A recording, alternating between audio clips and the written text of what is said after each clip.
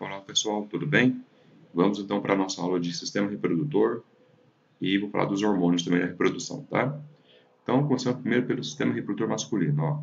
Ele é formado pelo órgão da cópula, órgão do sexo, que também faz parte do sistema excretor humano, né? Pelo pênis a gente sabe que sai a urina e sai o sêmen, não é isso? Então tá aqui o pênis com cabeça, corpo, cabeça ou glande peniana, corpo do pênis, e essa parte que fica dentro do homem, a gente chama de raiz do pênis. Bom, além do pênis, que é o órgão copulador, a gente tem estruturas acessórias, glândulas acessórias. Então tem aqui, ó, o testículo, dois testículos, né? São glândulas porque produzem o hormônio testosterona. Aqui tem o epidídimo, que é uma substância, um conjunto de canais altamente enovelados, enrolados, que servem para amadurecer e armazenar o espermatozoide, que é feito aqui no testículo. Aí o espermatozoide ele sai pelo ducto deferente, né? Onde é feita a deferenctomia, cortado aqui, ó, né? Sai pelo ducto deferente. Aí esse ducto passa lá por trás da bexiga urinária, tá vendo só? Aí ele desce lá por trás e se junta aqui com a vesícula seminal. E quando se junta o ducto da vesícula seminal com o ducto deferente, forma esse canalzinho aqui pequenininho chamado ducto ejaculatório. Tá? Em volta aqui, envolvendo todo esse canal, tem aqui a glândula próstata. E aqui em cima tem a bexiga urinária, que faz parte do sistema excretor. Tá? Então a urina, quando sai, sai aqui pela uretra já, ó, e se encontra com o ducto ejaculador. Né? E a uretra que tem uma parte prostática, ela vai entrar aqui no pênis e vai levar também a urina para fora. Então, ou está eliminando urina por aqui, ou então o sêmen. Vamos ver já como funciona. Tá? Nunca os dois juntos, tá bom? Os testículos, gente, eles têm que ficar nessa bolsa de pele aqui, ó, no escroto, é isso? Porque os testículos precisam de geralmente 1 grau a menos de temperatura corporal do que tem no corpo do homem, para que eles possam fazer espermatozoides. Então, por exemplo, se o corpo do homem está 36,5, aqui deve ficar um pouquinho abaixo de 36,5, para que ocorra a espermatogênese. Vamos ver mais coisa aqui. Olha aqui no cadáver como que é, ó. Não é tão bonitinho, né? Mas olha aqui, ó. Aqui está a bexiga urinária, aqui a uretra, deve ver certinho a uretra, ó, esse canalzinho aqui, por onde passa a urina, tá vendo só? Até sair pelo pênis. A glândula próstata tá aqui, ó, né? E o pênis, né? Olha aqui, o pênis dá pra ver certinho. O testículo cortado, o escroto, né? Vamos para frente. Olha aqui uma outra visão de cadáver também, ó. O pênis, né? A próstata, as vesículas seminais, né? Aqui o testículo, aqui o outro testículo e o ducto deferente, ó, por onde passa o espermatozoide. Aqui em cima é a bexiga urinária.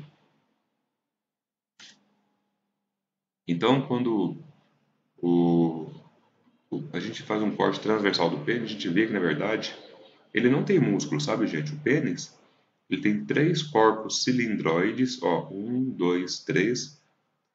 Parece aquele tubo de silicone, sabe? Aqueles tubinhos que colocam dentro do revolvinho de silicone para fazer cola. Então, são 3 tubos cilindroides, só que nesse caso formado por tecido erétil, tecido que se enche de sangue.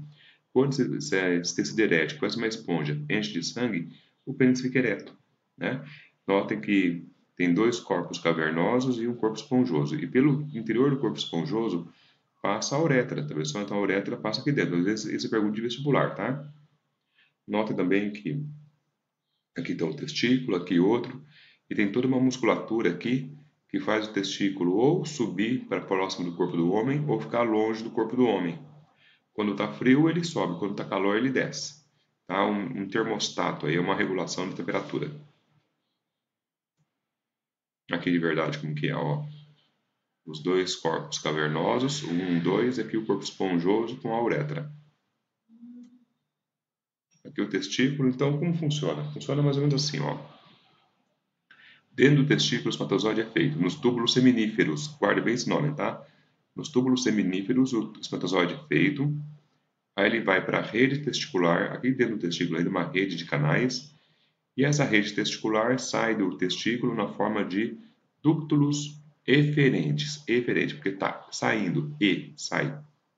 Esses ductos eferentes, eles se reúnem e formam esse canal de mais ou menos 6 metros de comprimento, é grande, hein?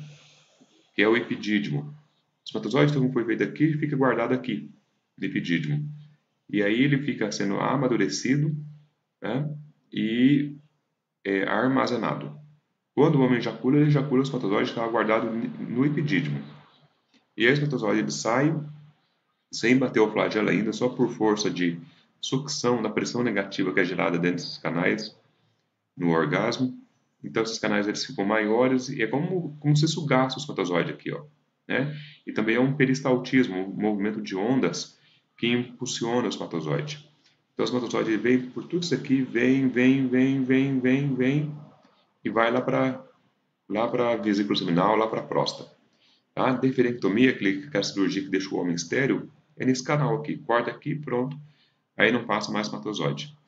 Aí você fala assim, tá, professor, mas e o hormônio? E a testosterona? Testosterona vai para o sangue.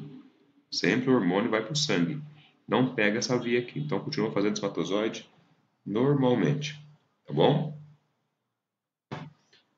Bom, então vamos pegar o espermatozoide. Estava aqui no ducto deferente, né? Estava subindo aqui, estava indo embora.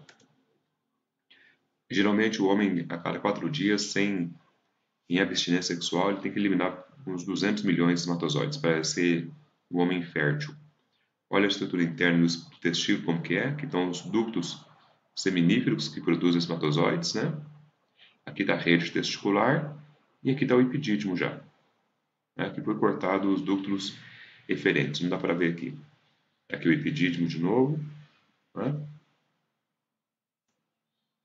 Bom, e o espermatozoide, vamos dar uma olhadinha nele. O espermatozoide, ele tem uma cabeça, né? Ó, uma cabeça, onde tem o núcleo, que contém 23 cromossomos, levando o cromossomo X, se for menina, ou Y, se for menino, não é? Tem o colo, o pescoço, tem aqui a peça intermediária, onde ficam as mitocôndrias, que dão energia, dão ATP, para bater o seu flagelinho. É o flagelinho que bate para ele nadar depois. Lembrando que o óvulo ele não tem movimento, né? O óvulo ele é bem mais lerdão, ele é grande, só que ele é bem mais lerdo, né? Ele não tem movimento algum, o óvulo. Aqui, ó. Então, vamos pegar o espermatozoide que estava aqui no ducto deferente, tá? Subindo, subindo, subindo, subindo, subindo. Aí ele vem lá por trás do bexiga urinário, que está aqui, ó. Vem.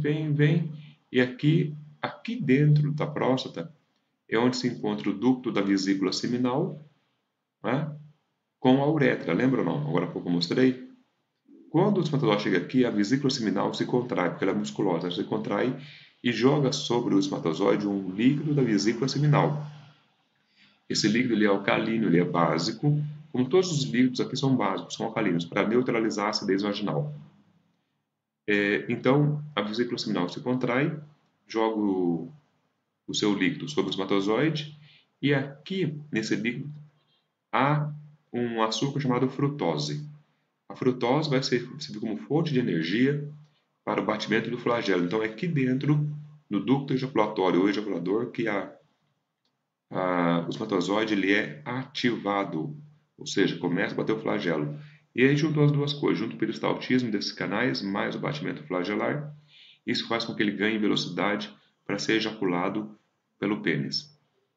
Aqui dentro ainda ele recebe mais secreções, a glândula próstata, que envolve aqui o ducto ejaculatório, também se contrai e lança sobre ele também o líquido prostático.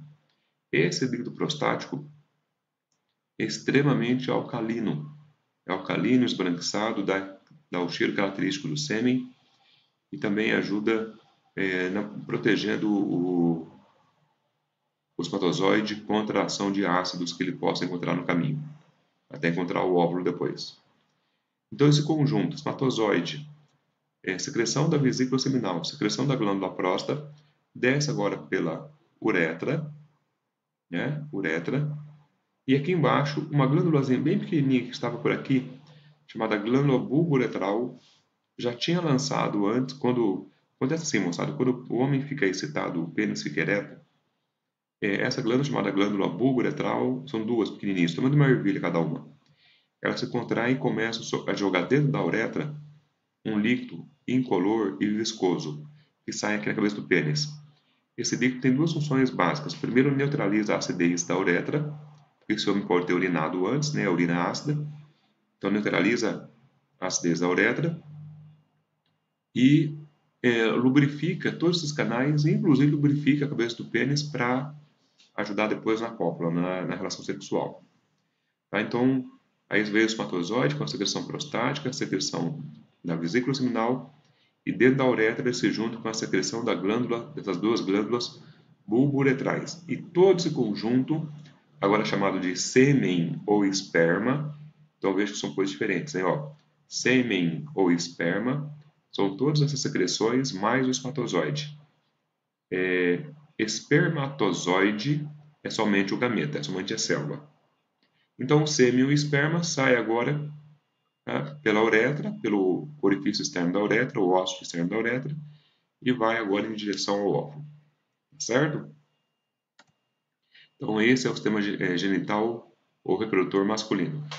Agora, o sistema genital feminino também tem um órgão da cópula, que é a vagina, né? E aqui nós temos, ó, a mulher, ela tem o monte púbico, né, onde estão os pelos pubianos, os lábios maiores, não é? Os lábios menores são mais avermelhados e não tem pelo. Os lábios maiores são pele e tem pelo, não é isso? Aí tem aqui o orifício ou ósseo externo da uretra, abertura vaginal, ósseo ou introito vaginal, e aqui é a vagina, né? A vagina com um tubo revestido por mucosa e possui bastante músculo, que vai receber o pênis no ato da cópula. A uretra não faz parte do sistema genital feminino, tá bom? Só se encontra aqui nessa região chamada vestíbulo vaginal, mas ela não faz parte do sistema genital. E o clitóris? O clitóris é o órgão erotizante feminino, é o órgão mais estimulável no corpo da mulher. Internamente, então, a gente vê a vagina, músculo membranosa, com muco revestido internamente. Aqui o útero ele é um órgão que serve exclusivamente para a gravidez, gente. Ele não produz hormônio, ele não faz nada, ele só aloja a criancinha aqui dentro. O útero tem algumas regiões, né? Essa região aqui é o fundo do útero, essa região mais musculosa é o corpo do útero, e aqui é o colo do útero, né? Onde às vezes dá um câncer do colo do útero, devido à presença do vírus HPV, papiloma vírus humanos. Ele tem camadas, ele tem essa camada externa bem fininha, é o perimétrio. Essa camada muscular mais espessa é o miométrio, músculo liso de controle involuntário. Todo mês, quando vocês menstruam, esse músculo contrai um monte e às vezes dá as cólicas menstruais, né? São as câimbras desse músculo aqui. E a camada mais interna, que se desprende todo mês e sai na menstruação, é o endométrio, camada de dentro, endométrio. Notem que quando a criancinha sai, né, vai nascer, ela sai aqui pelo colo do útero, isso, e vagina, que fazem parte do canal do parto. Duas tubas uterinas se prendem ao útero, antigamente chamada de trompa de falópio, hoje em dia é tuba uterina. E aqui estão os dois ovários, né, estruturas que produzem os ovócitos ou óvulos e também os hormônios sexuais femininos ovarianos, que são o estrógeno e a progesterona. Uma visão como se fosse um cadáver, né? Então aqui, ó, aqui é o lábio menor, aqui é a bexiga urinária feminina e a uretra. Nota que a uretra é bem mais curta, né? Porque a mulher não tem pênis, então a uretra é bem curtinha. Aqui é o orifício vaginal, que nas meninas virgens geralmente contém uma membrana chamada ímen, que se rompe no ato sexual, né? É bem fina essa membrana e sangra um pouco. Tem mulher que sangra um pouco mais, mas essa membrana geralmente está aqui. Está aqui a vagina, o colo do útero e aqui a cavidade uterina, bem fininha também só, a cavidade uterina. essa parte vermelhona toda é o miométrio, é o músculo do útero. O endométrio não está representado aqui. E o perimétrio por fora. Lá por trás é para ver a tuba uterina e o ovário ali, de onde sai o óvulo. Bom, aqui é a mesma coisa, né? O ovário cortado aqui, só mostrando para você a formação dos óvulos. E aqui é a tuba uterina por onde vai trafegar o óvulo ou embrião, caso seja fecundado esse óvulo. De novo, a posição a relação entre o intestino grosso, o reto aqui, o útero e a bexiga urinária. O colo do útero, né? Aqui, ó.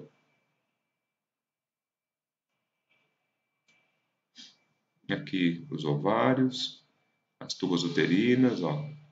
Aqui é a tuba uterina. E o útero, né? Bom, quando os ovários liberam os óvulos, pode ser, geralmente é um por mês, por isso que a mulher engravida de uma criança só, né? Tanto faz, pode ser do lado direito, do lado esquerdo, é puro acaso, tá? Mas aqui liberou um ovócito secundário que a gente vai chamar de óvulo, tá bom? E aí, esse ovócito secundário, ele é liberado próximo à tuba uterina, é coletado por ela, e geralmente nessa região aqui, chamada ampola, nessa curva aqui, chamada ampola, os espermatozoides que entraram pela vagina e nadaram até aqui, encontram ali os espermatozoides, olha só, encontram o óvulo e acontece a fecundação. Mais ou menos 90% de todas as fecundações, elas acontecem nessa região chamada ampola. E aí então, o espermatozoide que fecundou o óvulo forma o ovo ou zigoto, já com 46 cromossomos, né? Porque juntou 23 espermatozoides, 23 do óvulo. Então aqui o ovo zigoto. Esse ovo zigoto já vai se duplicar em 2 células, 4, 8, 32 e assim vai. Vai digitar um embrião, ó.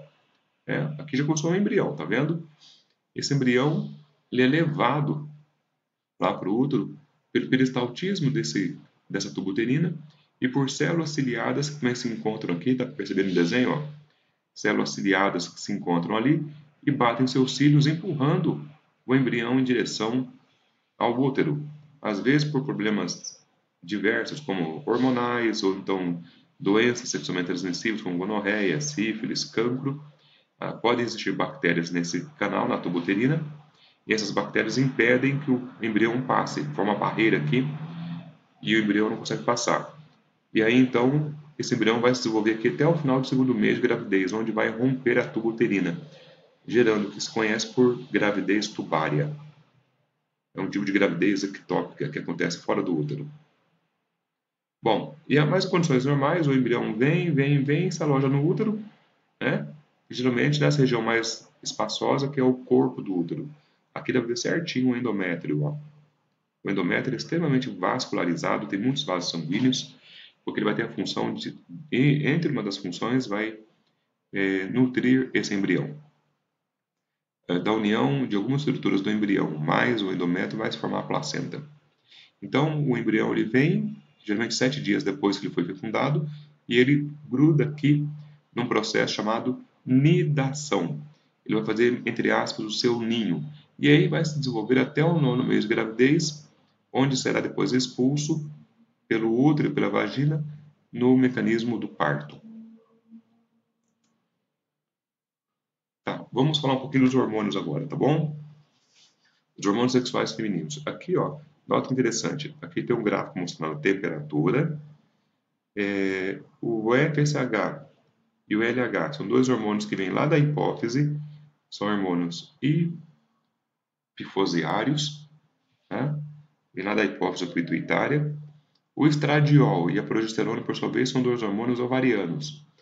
E aqui a gente vai falar da variação hormonal. E aqui embaixo, representado o endométrio. Vocês vão ver como o endométrio se comporta dependendo da situação hormonal. E aqui embaixo, os dias da menstruação, os dias do ciclo menstrual, desculpe, de uma mulher que tem um ciclo de 28 dias, que é a média das mulheres, né? Vamos lá então, ó. Como que se comporta o corpo da mulher, então, nos primeiros 4, 5 dias do ciclo? Olha aqui, ó. Dia 1, 2, 3, 4, 5. Como que está lá o endométrio? Ela está perdendo o endométrio e sangue. ela está perdendo o menstruo. Endométrio e sangue é menstruo. Tá? Esses dias aqui a mulher está menstruando, então aqui a chance de engravidar é 0. Tá? Como que está a temperatura? Baixa lá, está baixa, né? Está normal, 36,5. Como que estão os hormônios? O hormônio folículo estimulante, o FSH, está baixo. Está baixo, né? Todos os hormônios estão baixos. Quando a mulher está menstruando, todos os hormônios estão baixos. O estradiol, o estrógeno, a progesterona, o LH, todos estão baixos, né? E aí, isso aqui é fase menstrual. Fase menstrual. E aí, depois do quinto dia, sexto dia, sétimo dia, o FSH dá uma subidinha de leve, aqui, tá vendo só? Dá uma subidinha de leve e isso que faz com que lá nos ovários, olha só, nos ovários aqui, ó, o folículo está amadurecendo, porque é o hormônio folículo estimulante e os folículos dentro do ovário, os folículos vão virar óvulos, tá? Eles estão amadurecendo. O LH, hormônio luteinizante, busca comigo aqui, ó, o verdinho, tá uma leve ascendência, tá subindo de leve também, bem pouquinho. Como que tá essa subida do FSH faz com que células do folículo produzam o estradiol. Então, o próprio folículo produz estradiol lá dentro do ovário. Esse estradiol sobe. O estradiol tem uma função anabolizante, ele estimula o crescimento de células, a multiplicação celular. E aí, então, notem que o endométrio começa a crescer sob a ação do estradiol. Cresce, porque ele vai ter que receber uma criança daqui a pouco, né? Caso aconteça a fecundação. E aí, então, quando chega próximo ao 13º dia do ciclo, acontece uma coisa interessante. Esse pico de estradiol faz com que ocorra um feedback negativo, fazendo com que o hormônio folículo estimulante, o FSH, dê uma caída, né? E o LH suba. Então, o estradiol faz com que o FSH caia, né? E que o LH suba. Isso, e justamente isso que acontece. Então, por que o FSH vai cair? Porque o folículo já está pronto. O hormônio folículo estimulante fez o folículo ficar pronto. E o LH, que é o hormônio luteinizante, tem a função de levar à ovulação. Agora que o folículo está pronto, tem que arrebentar o folículo lá, vai arrebentar lá em cima, ó lá. Então, quando dá esse pulso, esse pico de LH, o folículo arrebenta e libera o óvulo lá de dentro. Essas células aqui do folículo estavam produzindo estrógeno, né, até agora. Agora, depois do 14º dia, depois que acontece a ovulação, essas células começam a produzir, se transformam nessa coisa amarela aqui, ó, chamada corpo lúteo, e o corpo lúteo começa a produzir progesterona, que esse hormônio estava quietinho até agora, ó. Aqui o pretinho, tá vendo só? Começa a produzir progesterona, continua produzindo estrógeno, né, em um pouco menor quantidade, e agora o que produz mais é progesterona. E a progesterona termina de crescer o endométrio, deixa o endométrio pegajoso, grudento, com muco, bastante vasos sanguíneos surgem aqui, porque se o embrião grudar aqui no endométrio, ele vai ter que ter condições de receber esse embrião. E aí acontece isso. Então, lá pelo 21º dia, 23º, 5º dia, a mulher, caso ela seja fecundada, ó, vamos imaginar aqui a situação, ó, fecundou, liberou o óvulo no 14º dia, não foi? 14º dia. Vamos contar mais 7 dias.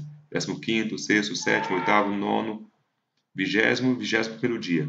No 21º dia, 22º, 23º dia, o endométrio está no seu máximo de atividade. E aí, então, se ocorrer fecundação, o embrião gruda aqui e faz a nidação, não é? E vai se manter vivo aqui. Mas se não ocorrer fecundação, que é o que acontece normalmente com vocês meninas, se não ocorrer fecundação, não vai ter embrião grudando aqui, não vai ter embrião fazendo nidação. E aí todos os hormônios vão cair, e quando todos os hormônios caem, a mulher menstrua. É batata, gente. Quando todos os hormônios caem, a mulher menstrua. Isso vai acontecer todo mês, todo mês, todo mês. Agora, se por um acaso o embrião grudar aqui, né? Se por acaso ela for fecundada e grudar o embrião aqui, por que a mulher não menstrua quando o embrião se fixa no útero? Porque o embrião ele produz um hormônio chamado hormônio beta beta-gonadotrofina coriônica. Esse hormônio chamado beta-gonadotrofina coriônica vai manter o corpo lúteo ativo produzindo progesterona até o final da gravidez. Por isso que o endométrio se mantém lá. A função da olha o nome do hormônio, ó, progesterona, vem antes da gestação. Então, quando tem um embrião aqui, a progesterona ela mantém o endométrio funcionando até o último dia de gravidez, tá certo? Esse hormônio que o embrião produz, chamado hormônio beta-gonadotrofina coriônica, é o hormônio que aparece nos exames de gravidez, tá certo? E esse ciclo se repete todo mês. Notem que aqui, ó, quando a mulher está ovulando, a temperatura do corpo dela sobe. Isso aqui é um gráfico que mostra ao médico especializado em reprodução humana que a mulher está liberando o óvulo nesses dias. Beleza? Então tá bom. Revise essa aula várias vezes, tá bom? Principalmente essa parte hormonal, tá? E na live a gente tira as dúvidas. Até mais, moçada. Tchau.